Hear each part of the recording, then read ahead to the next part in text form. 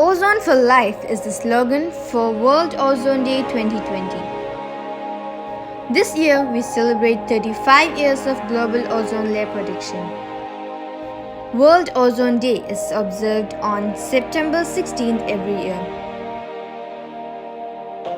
It is celebrated to spread awareness among people about the depletion of the ozone layer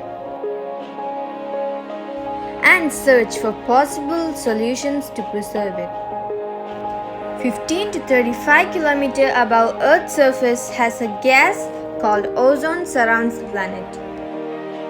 What is ozone layer? The ozone layer or ozone shield is a region of Earth's stratosphere, although still small in relation to other. The ozone layer acts as a barrier between Earth and ultraviolet radiation from the Sun. Earth's second layer, stratosphere, contains the ozone layer.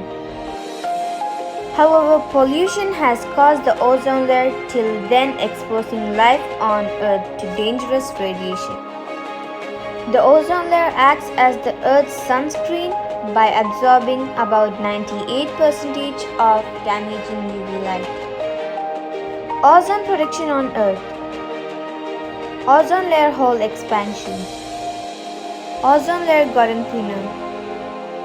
Chemicals called CFCs are the primary cause of depletion. CFCs are mostly found in refrigerators, aerosols, and plastic products. About 90% of CFCs currently in the atmosphere were made by industrialized countries.